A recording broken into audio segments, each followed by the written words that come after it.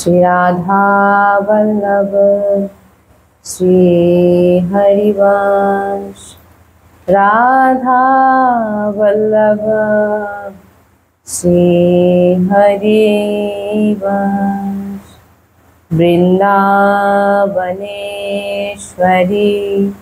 तवैव पदारे वृंदम प्रेमामृतेका मकरन्धरशोभपूर्णं हृत्तर्पितं मधुपते स्मरतापमोग्रां निर्वापयात्परां शीतलमाश्रयाम् हर्षघनमोहनमूर्तिं विचित्रकेलिमहोत्सवोल्लासितं राधाचरण विलोलिता रुचिराशिखण्डं हरिं वन्दे। श्री राधा वल्लभ लाल की जय। सद्गुरुदेव भगवान वृंदावन बरसाना धाम की जय। महाप्रभु श्री हरिवंश चंद्र जी महाराज की जय। श्री यमुना रसरानी की जय। समस्त सहचरी वृंद की जय। जय जय श्री राधेश्याम, जय जय श्री राधेश्याम, जय जय श्री राधेश्याम, जय जय श्री हरिवंश श्री हरिवंश। भगवत कृपाয়, লাড্ডুর কৃপায়, বৃন্দাবন ধাম জি কৃপায়, সমস্ত আচার্যগণ এবং সমস্ত ভক্তজনের কৃপায়,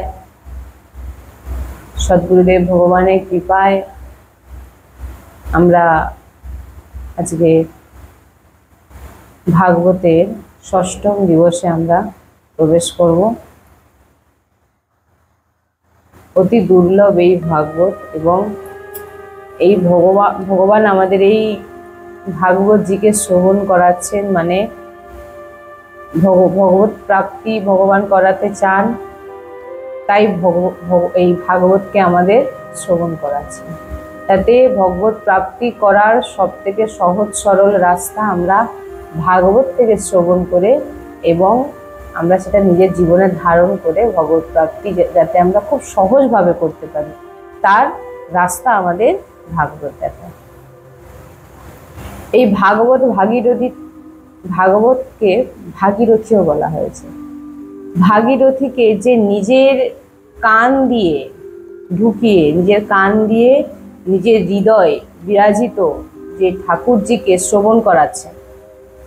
ভাগবত শুনছি আমরা, কৃপাপ্রাপ্ত আমরা, কিন্তু ভিতরে কিন্তু বিরাজমান কে আছে? ভগবান। আর আমরা কি করছি? ভগবানের কথা শুনছি, আমাদের এই কান থেকে আমাদের হৃদয়ে ভগবানের কথা যাচ্ছে এবং ঠাকুরজি এখানে বসে ঠাকুরজিও শ্রবণ করছে। তাই আজ এই ভাগবত ভাগীরথী ষষ্ঠম দিবস আমরা শ্রবণ করব। এই ভাগবতকে কেউ কখনো কোনোদিন বই বলে ভাববেন না, সাক্ষাৎ বাংময় স্বরূপ শ্রীমদ ভাগবত মহাপুরাণ। বলে যে এক হয় রাবণ আর এক হয় কংস। এই রাবণ আর কংসকে বধ করার জন্য রামকৃষ্ণ এসেছেন, তাই তো? রাবণকে বধ করার জন্য রাম আর কংসকে বধ করার জন্য কৃষ্ণ এসেছেন। কিন্তু আজ হাজার ভাগবত কথা আমরা শুনছি,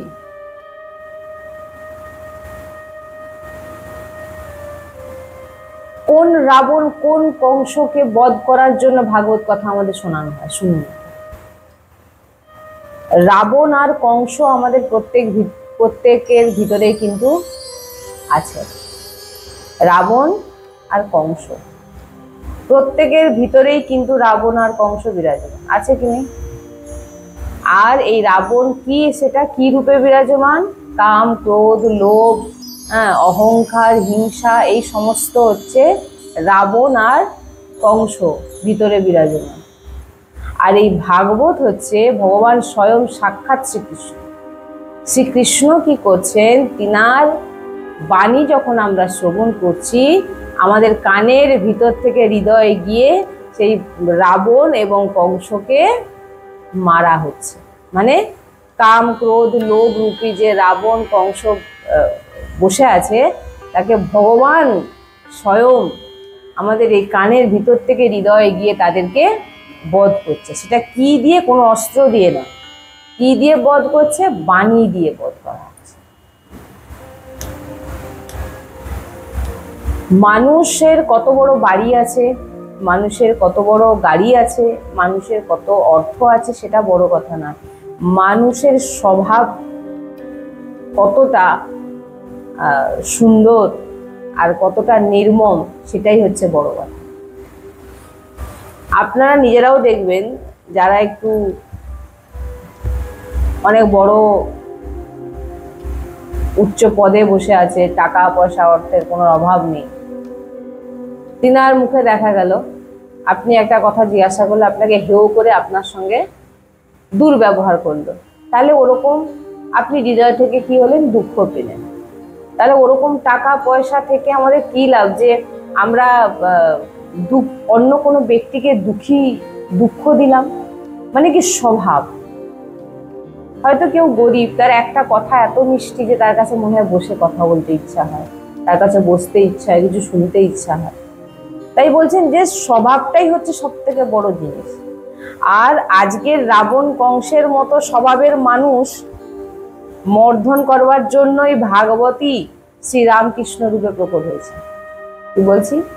এইরকম স্বভাবের যে রাবণ আর কংসরূপী মানব আছে, হ্যাঁ, সেই মানবকে নিধন করবার জন্য, মর্ধন করবার জন্য, উদ্ধার করার জন্য, যেটাই বলতে পারে, এই ভাগবতী রাম আর কৃষ্ণ রূপে বিরাজমান। অস্ত্র একবার প্রহারে মানুষের অন্ত হয়ে যায়। যদি কোনো তরোয়াল দিয়ে কারোর গলা কাটতে হয়, তো একবারই কেটে দিলে সে কিন্তু মারা গেল। কিন্তু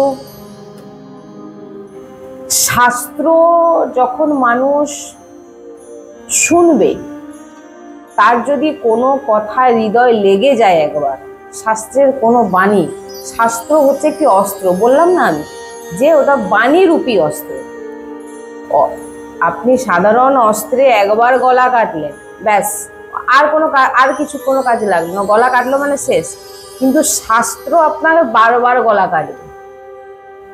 যতবার ভাগবত শুনবেন, যতবার ভাগবত রূপী অস্ত্রে মানে বাণী রূপী অস্ত্র আপনার উপর প্রহার হবে, ততবার আপনার ভিতরে বসে থাকা কংস আর রাবণ বধ হতে থাকবে, গলা কাটতেই থাকবে। যতবার আপনি শুনবেন, আপনার হৃদয়ে বলবেন, না আমি এটা ভুল করছি, না ওটা ভুল করছি, না আমার এটা। আপনি বারবার নিজেকে, আপনার নিজের ভুলগুলো বুঝতে পারবেন। আর আপনার ভিতরে বিরাজমান যে যত স্বভাব, খারাপ স্বভাব, আচার ব্যবহার, আপনি নিজেই বুঝতে পারবেন যে আপনি কি ভুলগুলো করছেন আর কোন জিনিসগুলো আপনার করা উচিত না। আপনি সবই বুঝতে পারবেন। তাই জন্য বলছেন যে অস্ত্র একবার মারলে তারপরে আর তাকে মারার মতো আর কিছু থাকে না, সে মৃত হয়ে যায়। কিন্তু ভাগবত রূপী যে শাস্ত্র, সেই শাস্ত্র রূপী যে অস্ত্র, এই শাস্ত্রের বাণী যখন প্রহার করা হয় কোনো মানবের উপরে, তার ভিতরে বসে থাকা যে রাবণ আছে, কংস আছে, বারবার বাণী দ্বারা বধ হতে থাকে। বুঝতে পারছেন? তাই আজকের শোনা কথা যদি আপনার শ্রেষ্ঠ মনে হয়, আমরা 5 দিন ধরে যা যা শুনেছি, এই যে কথা যদি আপনার শ্রেষ্ঠ মানা হয়, অন্তিম সময় পর্যন্ত আপনি এই কথা ভুলবেন না। আর বারবার যতবার আপনি শাস্ত্রের কথা মনে হবে, ততবার আপনার ভিতরে যে দুর্গুণগুলো আছে সেগুলো গলা কাটা হতে, এই শাস্ত্রই অস্ত্ররূপে, বাণী রূপে তার গলা কাটবে। তাই বলছেন, যদি আপনার এই আজকের সৎসঙ্গের, আজকের ভাগবত কথা যদি কোনো বাণী আপনার হৃদয়ে লেগে থাকে, তাহলে ওই বাণী বারবার কিন্তু সেই আপনার ভিতরে তার অস্ত্র প্রহার করতে থাকে। তাই যে এই ভাগবত অতি অতি অতি অতীব দুর্লভ। তাই ভাগবত ভগবানের কথা, সৎসঙ্গ অতি দুর্লভ। তাই ভাগবতকেই বলা হয়েছেন সর্বশ্রেষ্ঠ গ্রন্থ। বাক বজ্রম বিসর্জহ, বলছেন যে বাণীকেই বলা হয়েছে ব্রহ্ম। আপনারা কি শুনতে এসেছেন এখানে? কাউকে দেখতে এসেছেন নাকি? না, শুনতে এসেছেন। কাকে শুনতে এসেছেন? শাস্ত্রকে। শাস্ত্র মানে কি? বাণী। বাণীকে শুনতে এসেছেন। আর বাণী হচ্ছে ব্রহ্ম, বাণী হচ্ছে ভগবান স্বয়ং শ্রীকৃষ্ণ। বাণী শুনছেন। তাই ভাগবত কথায় প্রবেশ করলে আপনাকে মৃত্যুর কথা বলা হবে। আপনি বাইরে চলে যান, যখন আপনি ভাগবত কথায় কোথাও আসছেন, তার বাইরে যখন আপনি বাইরে থেকে তো ঢুকবেন, তো বাইরে যখন থাকবেন আপনি কারোর সঙ্গে কথা বলবেন, আপনাকে সে কিভাবে বাঁচবে সেটা আপনাকে শেখাবে। এই করো, তোমার শরীর ঠিক থাকবে, ওটা করো, সেটা করো, কিভাবে বাঁচবে আপনাকে সে রাস্তা দেখাবে। ভাগবত এমন একটি জায়গা যেখানে সে আপনি বসলে আপনি কিভাবে আপনার মৃত্যু হবে সেটা আপনাকে বলা হয়। ভাগবত মৃত্যু আমার হরণ না করে মৃত্যুকে আমন্ত্রণ জানাবো, এমন সামর্থ্য আপনাকে ভাগবত, যে মৃত্যু আসুক কোনো ভয় নেই আপনার মধ্যে। যেমন পরীক্ষিতজির হয়েছিল। পরীক্ষিতজি তো প্রথমে খুব ভয় পেয়ে গেছিলেন, কিন্তু যখন ভাগবত শ্রবণ করতে করতে তিনার লাস্টে তিনার মধ্যে আর মৃত্যু বলে আর কোনো জিনিস আর থাকলোই না। কখন তিনি ভগবানের কাছে চলে গেছেন, তিনি নিজের মধ্যেই আর ছিলেন। সেটা কখন হবে? যখন আপনি হৃদয় দিয়ে বারবার শুনবেন আর ধারণ করার চেষ্টা করবেন, তখনই ভাগবতের প্রভাব আপনার উপরে পড়বে। তো আগের দিন আমরা শুনেছিলাম যে নারদজি কিভাবে তিনি তার পূর্বজন্মে তিনি কি দাসীপুত্র ছিলেন। হ্যাঁ, তো সেই কথা আমরা শুনেছিলাম। দাসীপুত্র থেকে তিনি নারদ হয়েছিলেন, সেটা আমরা শুনেছিলাম। প্রথমে বলছেন সবার মধ্যে যে ভগবান বিরাজমান, আগে আপনাকে সেটাকে জানতে হবে। সবার মধ্যে ভগবান বিরাজমান, সব জায়গায় ভগবান বিরাজমান। গীতাতে ভগবান বলছেন ইয়ো মাম পশ্যতে সর্বত্র সর্বং চ ময়ি পশ্যতি তস্যাহং ন প্রাণস্যমি সচামে না প্রণশ্যতি। বলছেন যে সব জায়গায় আমাকে দেখে, যে সবার মধ্যে আমাকে দেখে, সে কখনো নষ্ট হয় না, তাকে আমি কখনো নষ্ট হতে দিই না। এ অনেক উচ্চ কোটি, উচ্চ স্তরের ভক্তি। বলছেন যে নিন্দা করো না, একজনের প্রতি নিষ্ঠা। কি বলছেন? নিন্দা করো না, একজনের প্রতি নিষ্ঠা রাখো। বলে না এখানে একটু গেলাম, ওখানে একটু করলাম, সেখানে একটু গেলাম না, একজনের প্রতি নিষ্ঠা রাখো। ইনাকে একটু পুজো করলাম, তিনাকে একটু পুজো করলাম, এটা করলে আমার বিদ্যা বাড়বে, তিনাকে পুজো করলে আমার ধন বাড়বে। বলছেন সবাইকে শ্রদ্ধা করো, কারোকে অবহেলনা নয়, কিন্তু নিষ্ঠা একজনের প্রতি রাখো। কিছু মনের কথা হোক, কিছু চাওয়ার হোক, কিছু বলার হোক, নিষ্ঠা একজনের প্রতি রাখো। ভগবানের এরপরে বলছেন ভগবানের 24 অবতার হয়েছে। ভাগবতে বলছে 8 অবতার জ্ঞান অবতার, 8 অবতার ভক্তি যোগ অবতার, আর 8 অবতার হচ্ছে কর্মযোগী।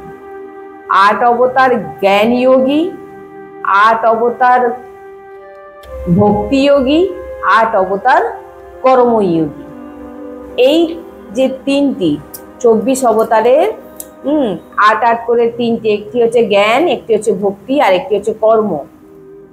এই জ্ঞান, ভক্তি আর কর্ম বলছেন এই হচ্ছে পরমাত্মার 24 অবতার। হ্যাঁ, 8 অবতার হচ্ছে শুধু জ্ঞান, 8 অবতার হচ্ছে ভক্তি, 8 অবতার হচ্ছে কর্ম। কর্ম ভগবানের এই জ্ঞান ভক্তি আর কর্মের পরমাত্মার 24 অবতার। এর এই যে 24 অবতার হয়েছে, এই 24 অবতারের মধ্যে আবার দুটি শ্রেষ্ঠ, দুটি অবতার শ্রেষ্ঠ। কি কি অবতার? রাম আর কৃষ্ণ। রাম কৃষ্ণ হচ্ছে শ্রেষ্ঠ অবতার। তো বলছেন कि राम कृष्ण दो एक है, अंतर नहीं निमेष, इनके नैन गंभीर है, इनके चपल विशेष।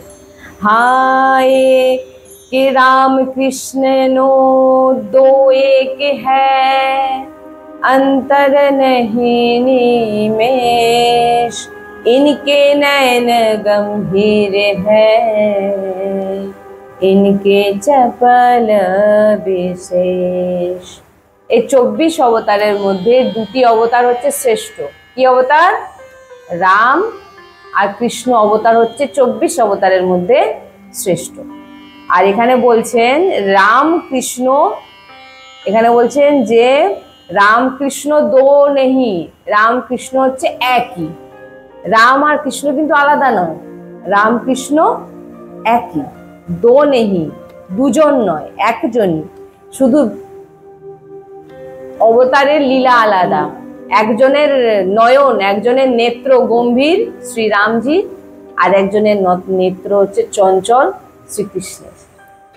শ্রীকৃষ্ণ স্বয়ং ভগবান শ্রীকৃষ্ণচন্দ্রজুর নয়ন হচ্ছে চঞ্চল, আর শুধু এতটুকুই, না হলে দুজন এক, আলাদা নয়।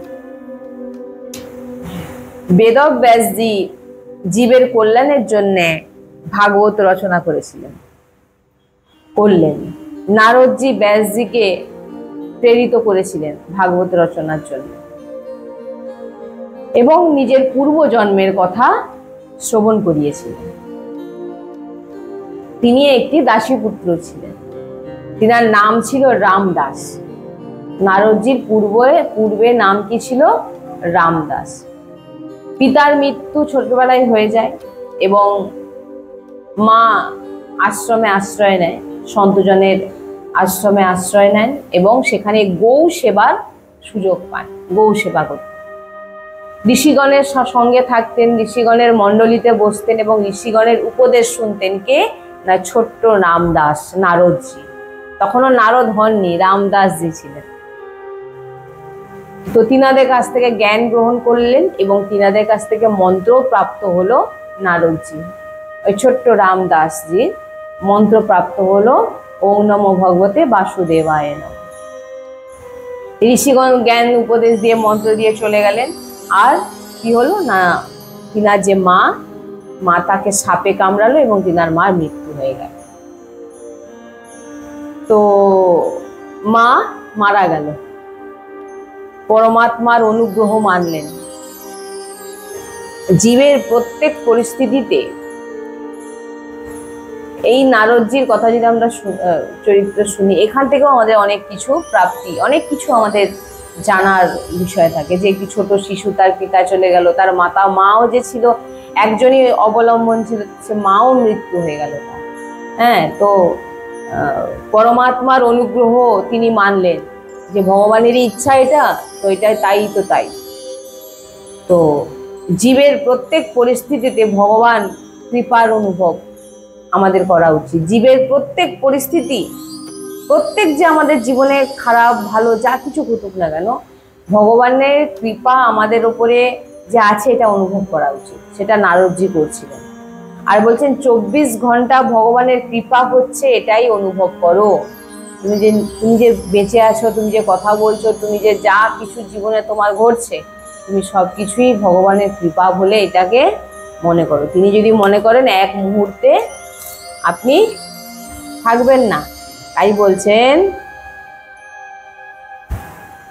दुख में तड़पो मती, सुख में भूलो मती, प्राणमात्र सागर नाम भूलो मती, रिझाते चलो कृष्ण गोविंद गोपाल गाते चलो, कृष्ण गोविंद गोपाल गाते चलो। বলছেন যে যতই দুঃখ আসুক ভয় পাবেন না, যতই দুঃখ আসুক ভয় পাবেন না, সুখ আসলে অভিমান করবেন না। আর আমাদের যদি আপনি দেখেন আমাদের চাওয়াতে কি কোনো কিছু হয়, আমাদের ইচ্ছাতে কি কোনো কিছু হয়, কোনো কিছুই হয় না। একটা জিনিস আমি এক সন্তের মুখে খুব সুন্দর একটি প্রসঙ্গ শুনেছিলাম, ভাগবতের মধ্যেই তিনি শুনিয়েছিলেন যে কাক কাক সে হচ্ছে রাতে দেখতে পায় না, জানেন এটা? কাক রাত্রিবেলা দেখতে পায় না, আর পেঁচা দিনের বেলা দেখতে পায় না। দিনের বেলা তার অনেক প্রবলেম। তো পেঁচা মানে পেঁচাকে উল্লুও বলে, জানেন তো এটা? হ্যাঁ, পেঁচাকে উল্লুও বলে।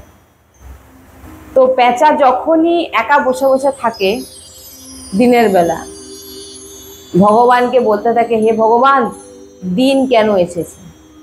আর এই দিনে আমার খুব কষ্ট হয়, এই দিনকে প্রভু তুমি উঠিয়ে নাও, এই দিন যেন আর কোনোদিন না আসে, রাতই রাত থাকে। তেমনই কাকও মনে মনে ভাবে রাত্রেবেলা বসে, হে ভগবান, এই রাত যেন না আসে, দিনই দিন যেন থাকে। কেন না দিনে আমার কোনো অসুবিধা হয় না, আর পেঁচা ভাবে যে রাত্রে আমার কোনো অসুবিধা হয় না।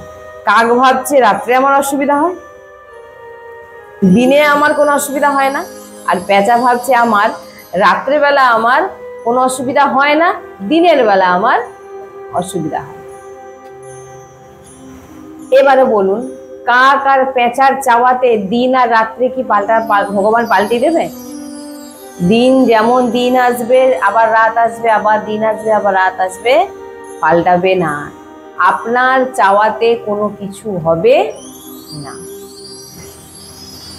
আপনি কেউ কোনোদিন এরকম মালা জপে, হে ভগবান আমাকে দুঃখ দিন, আমাকে দুঃখ দিন, আমাকে দুঃখ দিন, আমাকে দুঃখ দিন? কেউ এরকম মালা জপে কি?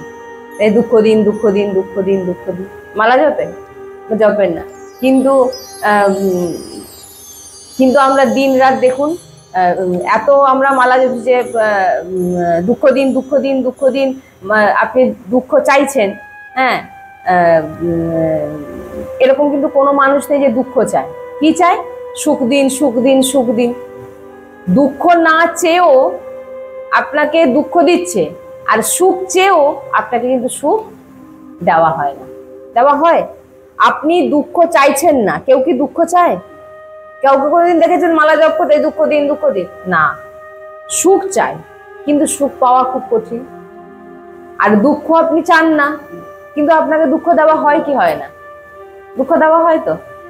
এই জন্য এগুলো একটু বুঝতে হবে, ধীরে সুস্থে শুনে বুঝতে হবে যে আপনি না চাইতেও কিন্তু আপনাকে দুঃখ দেওয়া হচ্ছে, আর আপনি না চাইতেও আপনাকে সুখ দেওয়া হবে, আর আপনি না চাইতেও আপনাকে সুখ চাইলেও আপনাকে সুখ দেওয়া হবে না, আর দুঃখ চাইলেও আপনাকে দেওয়া হবে। দুঃখ সাধারণত কেউ চায় না, কেউ চায় না। হ্যাঁ, সুখ সম্পত্তি সব যেন আমার কাছে আসে, এটাই চায়, কিন্তু হয় কি আদৌ? এই জন্য বলছেন যে আমাদের চাওয়াতে কিচ্ছু হয় না, আপনার চাওয়াতে কিচ্ছু হবে না। ভগবান তাই বলছেন ভগবানের ভজন করুন আর ভগবানের চিন্তন করুন, এটাই হচ্ছে সব। আপনার চাওয়াতে কিচ্ছু যাবে না, আসবে না। তো নারদজির মাতা যখন মাতার মৃত্যুকে ভগবানের আশীর্বাদ তিনি ভাবলেন যে ভগবানেরই এটা আশীর্বাদ। আর উত্তরাখণ্ডের মায়ের মৃত্যুর পর, মাতার মৃত্যুর পর তিনি উত্তরাখণ্ডের একটি পর্বতে বসে মন্ত্র জপ করতে লাগলেন, ওম নমো ভগবতে বাসুদেবায় নমঃ। নারদজির মনে ভগবান প্রকট হলেন এক ঝলকের জন্য, তারপর আবার অন্তর্ধান হয়ে গেলেন। আর আকাশবাণী হলো নারদজির সামনে, হে পুত্র, এখনো তোমার সংস্কার বাকি আছে, মানে এখনো তুমি যে যা যা করেছিলে কিছু কিছু ভোগের মানে এখনো ভোগান্তির বাকি আছে, যার জন্য তুমি এখন আমাকে প্রাপ্তি হবে না, এখনো তোমাকে এইভাবেই মানে না। তো নারদজি ধীরে ধীরে ধীরে ধীরে তিনি আকাশবাণী হওয়ার পর তারপরে যখন নারদজির জন্ম হলো, সেই রামদাসজির যখন জন্ম হলো, কি রূপে জন্ম হলো? দাসীপুত্র থেকে, দাসীপুত্র রামদাসের থেকে তিনার নাম হলো কি, তিনি কি হলেন না দেবর্ষি নারদজি রূপে তিনি প্রকট হলেন। তো নারদজি তাই বললেন যে বেদব্যাসজিকে যে আমি যদি দাসীপুত্র থেকে নারদ হতে পারি, তাহলে তুমি কেন ভাগবত রচনা করতে পারবে না? তুমি ভাগবত রচনা করতে পারবে, তুমি ভাগবত রচনা করো। তো দেবশ্রী ব্যাসদেবজি ভাগবত রচনা করলেন এবং নিজের পরম প্রিয় পুত্রকে তিনি প্রথম শ্রবণ করালেন। পরম পুত্রকে সুখদেবজি মহারাজ। সুখদেবজিকে বড় পরিশ্রম করে, এবার সুখদেবজি কি ছোটবেলা দিয়ে পালিয়ে গেছিল, আমরা তো শুনেছি এটা আগে। তো অনেক পরিশ্রম করে তিনি ফিরিয়ে ডেকে নিয়ে এসে ভাগবত শোনালেন এবং সুখদেবজিকে কৃষ্ণ ভক্তি নিজের ভাগবত শুনে নিজের হৃদয় কৃষ্ণ ভক্তি নিয়ে তিনি আবার চলে গেলেন, ধ্যানে নিমগ্ন হয়ে গেলেন ভগবানের। এবার রাজা পরীক্ষিতজি যখন 7 দিনের অভিশাপ তিনার ওপর লাগলো, তখন সুখদেবজি মহারাজ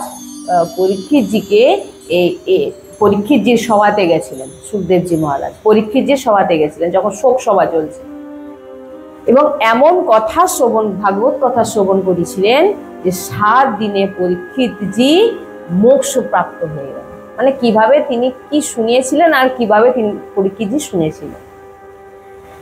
বলে পরীক্ষিতকে বলছেন যে 7 দিন বলছেন পরীক্ষিতজি কে ছিলেন, আর পরীক্ষিতজিকে কেউ অভিশাপ কেনই বা দিল?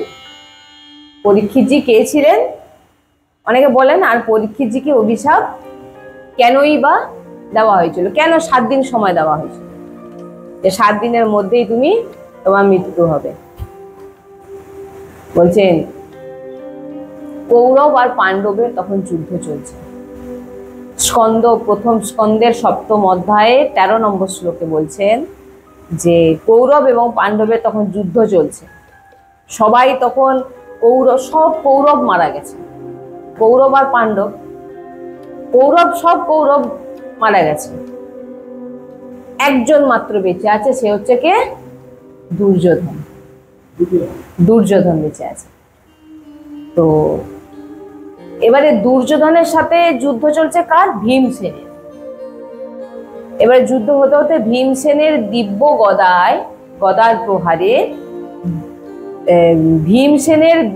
গদার প্রহারে দুর্যোধনের যে জঙ্ঘা ভেঙে যায়। এবারে দুর্যোধন এক সেকেন্ড মৃত্যুর জন্য কাটাচ্ছে, কিভাবে কখন তার মৃত্যু হবে। পড়ে আছে, ভূমিতে পড়ে আছে, আর এক সেকেন্ড সে মৃত্যুর জন্য সময় দেখছে যে কখন তার মৃত্যুটা আসবে।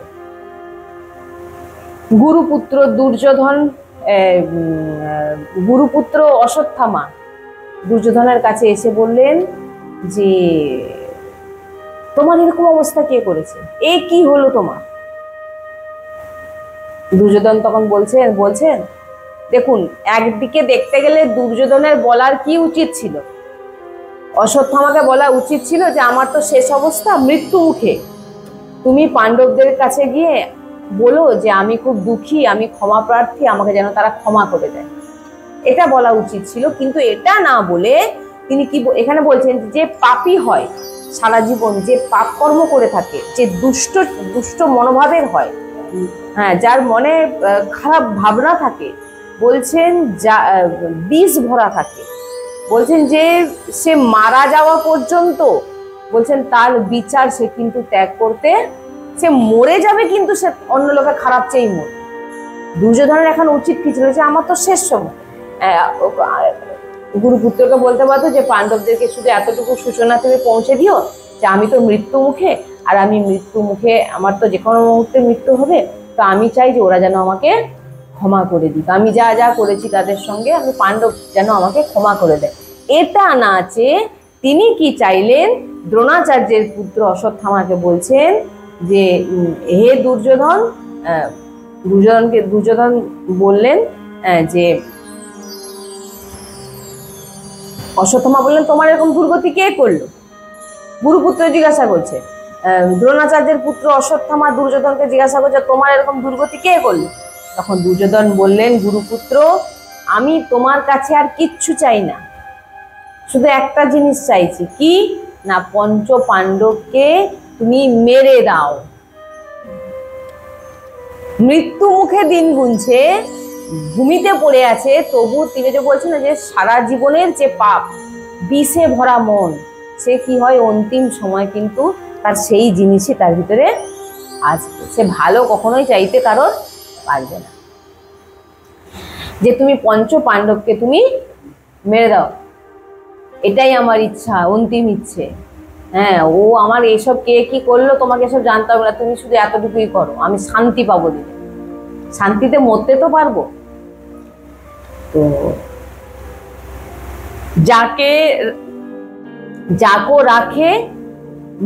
যাকো রাখে সাইয়া মার সকে না কোই, ওই যে বলে না রাখে হরি মারে কে, মারে হরি রাখে কে। বলছেন যাকে ভগবান রাখবেন তাকে কেউ কোনোদিন মারতে পারবে না, আর যাকে ভগবান মারবেন তাকে কেউ কোনোদিন বাঁচাতে পারবে না। তো আমার প্রভু যাকে রক্ষা করে তার কেউ কখনো কোনোদিন ক্ষতি করতে পারে না। মহাভারত যুদ্ধ কোন মাসে হয়েছিল জানেন? পৌষ মাসে। পৌষ মাসে হয়েছিল, কড়া ঠান্ডায়। আর অঘ্রাণ মাসের শুক্লপক্ষের একাদশীকে বলা হয় গীতা জয়ন্তী। ওই দিন ভগবান অর্জুনকে গীতা শ্রবণ করিয়েছিলেন। ওই দিন কোন দিন না অঘ্রাণ মাসের শুক্লপক্ষের একাদশীতে ভগবান শ্রীকৃষ্ণ অর্জুনকে গীতা শ্রবণ করিয়েছিলেন, এবং তারপরে মহাভারত যুদ্ধ শুরু হয়। এবারে হাফ পৌষ মাস পর্যন্ত এই যুদ্ধ, মহাভারত যুদ্ধ কিন্তু চলেছিল। হাফ পৌষ মাস মানে পুরো হাফ পৌষ মাস, মানে এবারে তো ওই হাফ মাসের বেশি, একটু দু তিন দিন বেশি হয়ে যাচ্ছে। তো পৌষ মাসে কড়া ঠান্ডা যুদ্ধ চলছে। আর উত্তরের দিকে দেখবেন ঠান্ডাটা অতি বেশি হয়, উত্তরের দিকে অতিরিক্ত ঠান্ডা হয়।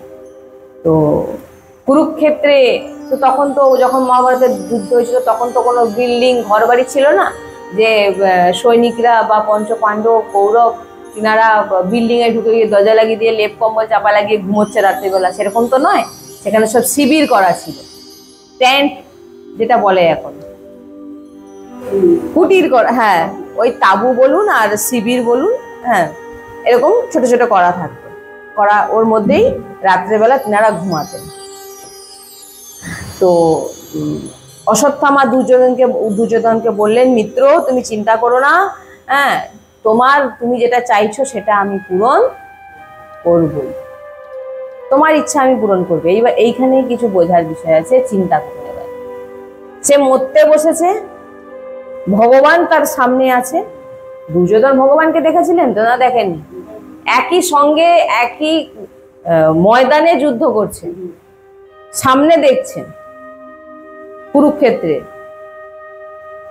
তাহলে ভগবান কি তার কল্যাণ করতে পারতেন না দুর্যোধনের? হ্যাঁ কি না?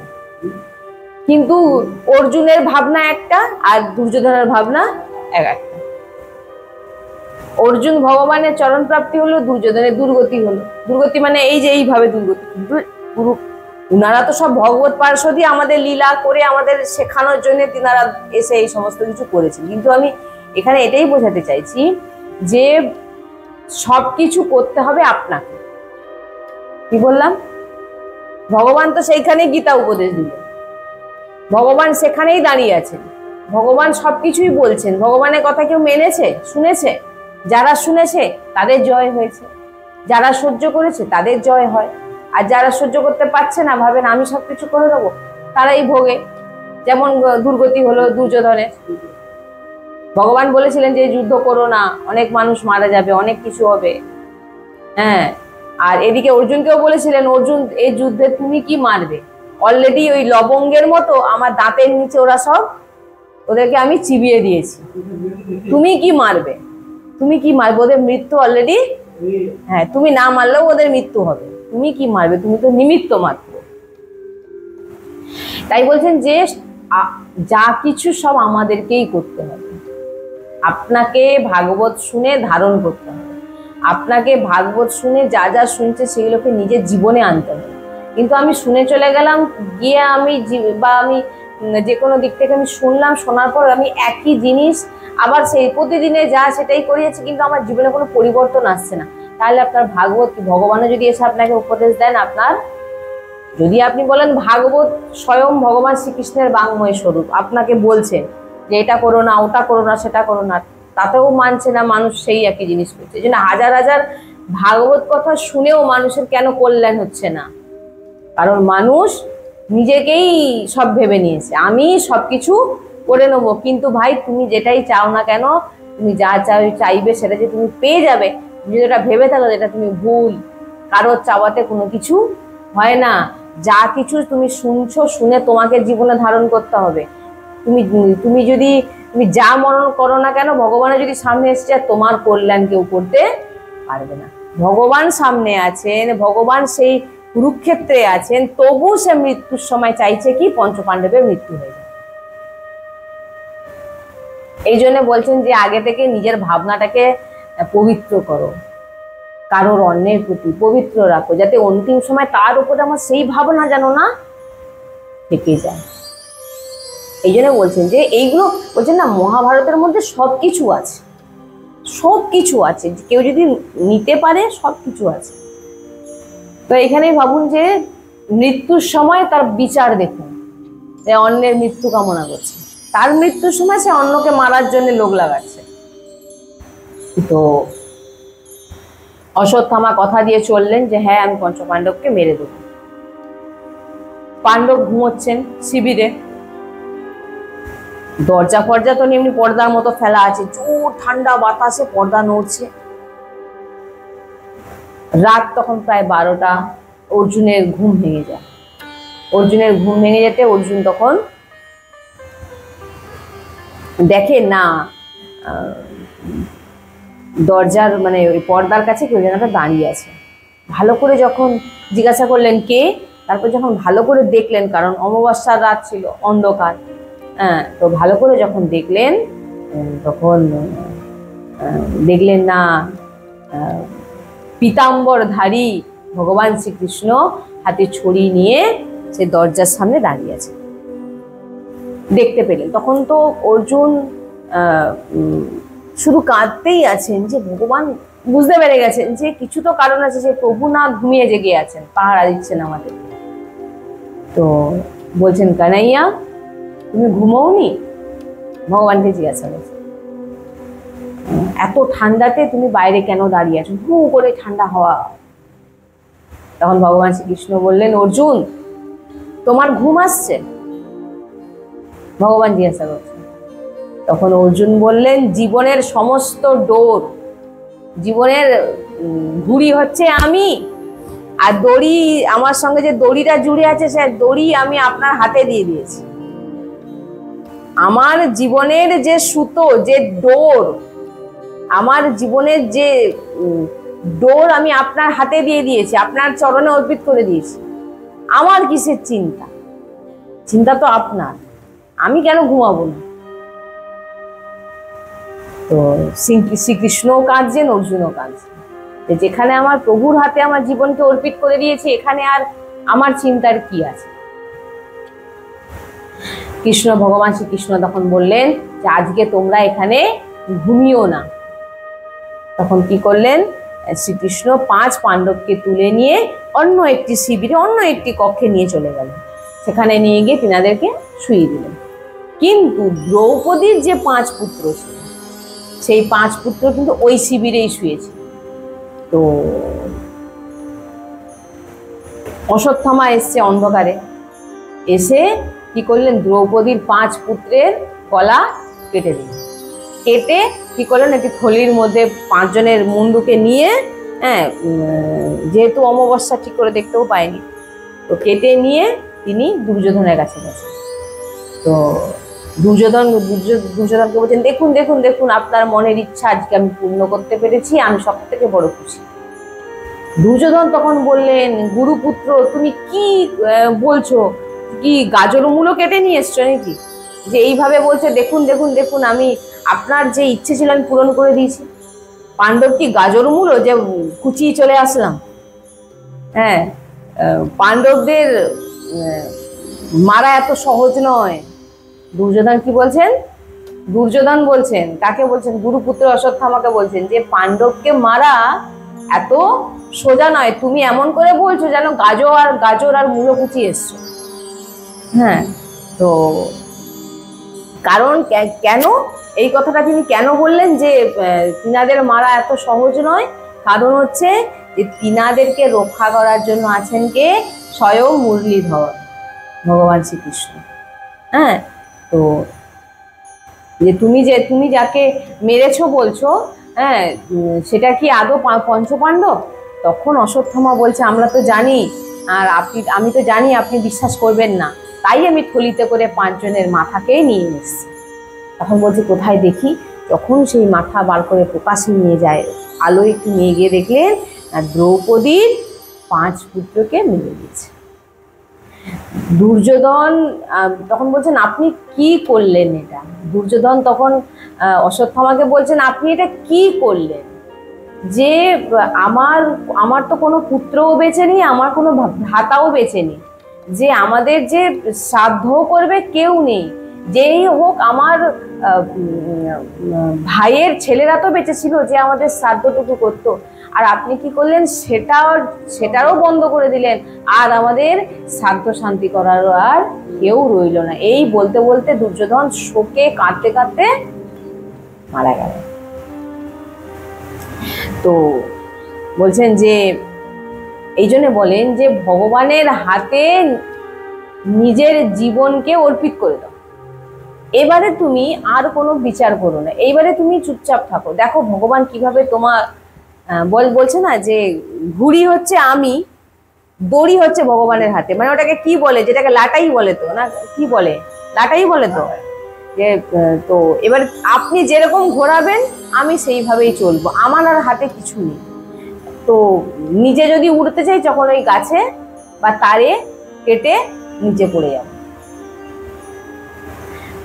যা চিন্তা সব ভগবানের, কিন্তু আমরা কি করছি, নিজেদের চিন্তা করছি, বড় বড় মন্ত্রীর কাছে দৌড়াচ্ছি, বড় বড় নেতার কাছে দৌড়াচ্ছি, বড় বড় পদাধিকারের কাছে দৌড়াচ্ছি, এ আমাকে বাঁচিয়ে দেবে, বা পাড়া প্রতিবেশীর কাছে দৌড়াচ্ছি, ওরা আমাকে বাঁচিয়ে দেবে।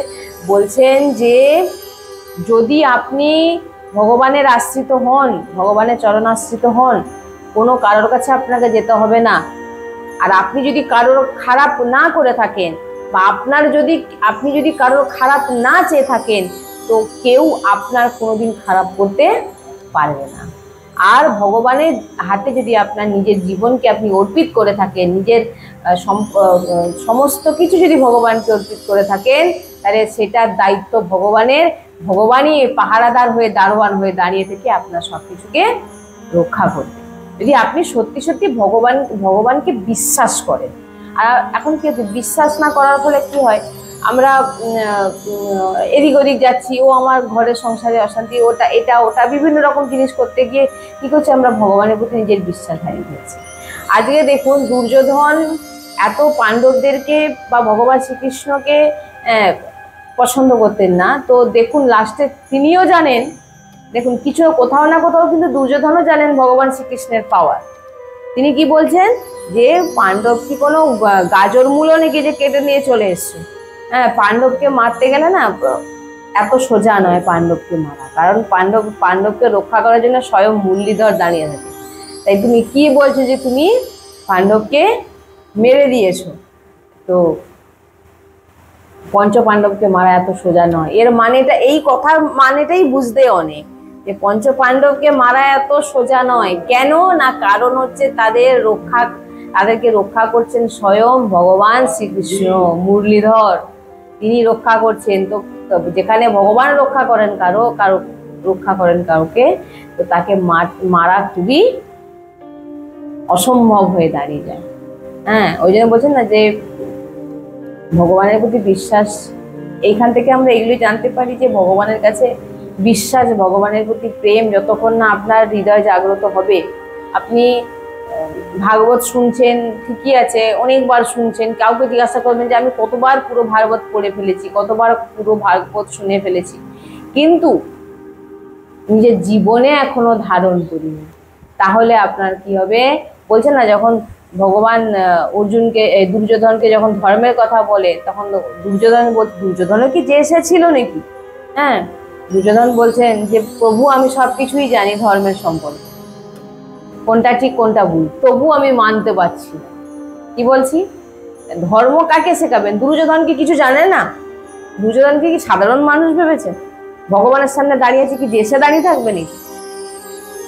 মহা বলবান, ধর্ম শাস্ত্র সব কিছু জানে, কিন্তু তবু রাবণের কথাও যদি বলেন, রাবণ কি ছিলেন? আমরা তো অনেকবার এই বিষয় নিয়ে আলোচনা করেছি, কিন্তু মানুষের এই যে বললাম স্বভাব, মানুষের চরিত্র, মানুষের যদি নিজেকেই কেউ ভাবে আমি সবকিছু করে নেবো, শাস্ত্র মানবো না, ধর্ম মানবো না, কিছু মানবো না, আমি যেটা করবো আমি করবো, বলছেন যে তুমি যখন করবে চলে আসো, তখনই তোমার পতন শুরু হয়ে যায়। দুর্যোধন কি বলছেন? আমি ধর্ম সম্পর্কে অনেকে আছে না, আমি সব জানি, ও গীতাতে লেখা আছে, ভাগবতে লেখা আছে, সব লেখা আছে, কিন্তু সব লেখা থাকলে কি ওগুলো মানতে হবে নাকি? বলে না, তুলসী মালা পরে কোনো কিছু খাওয়া যাবে না, আমি শুনবো না। তুলসী মালা পরে আমিষ আহার করা যাবে না, হ্যাঁ এটাও করবো ওটাও খাবো। আমি তুলসী মালা পরে আমিষ খেতে নেই, বারবার শাস্ত্র বলছে, সাধু সন্ত বলছে, আমি শুনছি, তবু আমি তুলসী মালা পরেই সবকিছু খাবো। তো বোঝো, তোমাকে শাস্ত্র বলে দিচ্ছে, সাধু সন্ত বলে দিচ্ছে, তুমি শুনছো না, এবারে ভোগো। হ্যাঁ, ওই জন্য বলছে পতন তোমার নিশ্চিত, তুমি শাস্ত্রকে না মানলে পতন তোমার নিশ্চিত। তো যখন 5 সন্তান, এরকম দ্রৌপদীর 5 সন্তান মারা গেল, এবং দুর্যোধন যখন বুঝতে পারলেন যে আজকে আমাদের শ্রাদ্ধ করার মতন আর কেউ রইল না, কোনো বংশধর আর রইল না, তখন তিনি কাঁদতে কাঁদতে আর শোকে নিজের প্রাণ ত্যাগ করে দিলেন। তো এরপরে যখন দ্রৌপদী জানতে পারলেন যে তিনার পঞ্চপুত্র মারা গেছে, এই যে চর্চাটা, এটা স্পেশাল চর্চা, মানে স্পেশাল কি, সবই স্পেশাল, কিন্তু এই চর্চাটা আমার কাছে খুব মানে আমার খুব, এই প্রসঙ্গটা আমার খুব হৃদয় লাগে। এই দ্রৌপদীর পঞ্চপুত্র মৃত্যু আর কুন্তি স্তুতি, আরেকটি আছে কপিল দেবতী, এই কিছু মানে সংবাদ আমার খুব, মানে আমি বারবার পড়ি, আমার খুব মানে ভালো লাগে। ভাগবতের সব লীলাই একদম আপনার হৃদয়ে ছুঁয়ে যাবে, কিন্তু কিছু কিছু হয় না যে প্রাণ, তো সেই রকম দ্রৌপদীর যে ব্যাকুল, দ্রৌপদীর যে যন্ত্রণা, এরপরে অর্জুন অশ্বত্থামাকে যে মারার প্রয়াস করবে এবং অশ্বত্থামা ব্রহ্মাস্ত্র ছাড়বে, হ্যাঁ, এই যে চর্চাগুলো, এগুলো আমরা পরের দিন আমরা আবার শুনব। তো আজকে আমরা যা যা শ্রবণ করলাম, এর মধ্যে আমরা দেখলাম যে মানুষের স্বভাব যদি না পাল্টাতে পারো, যতই ভাগবত শোনো আর যাই শোনো, যদি নিজের স্বভাবে আচরণে না আনতে পারো, তাহলে কোনো লাভ নেই। দুর্যোধন ভগবানের সঙ্গেও থাকতো, আর ভগবানের উপদেশও শুনেছে, সবকিছুই শুনেছে, সবকিছু দেখেছে, দর্শনও করেছে, কিন্তু দেখুন নিজের ভিতর থেকে যতক্ষণ না আপনি শরণাগত হবেন, ভগবানের চরণে আশ্রিত হবেন, শাস্ত্রকে যতক্ষণ না মানবেন, ততক্ষণ কিন্তু আপনি যতই যা কিছুই করুন না কেন, কোনো লাভ হবে না। পুজো করুন না, আপনার পুণ্যকর্ম আপনি যা করুন, এতে কোনো কাজ হবে না, যতক্ষণ না নিজের জীবনের ডোর ভগবানের হাতে না দিচ্ছেন।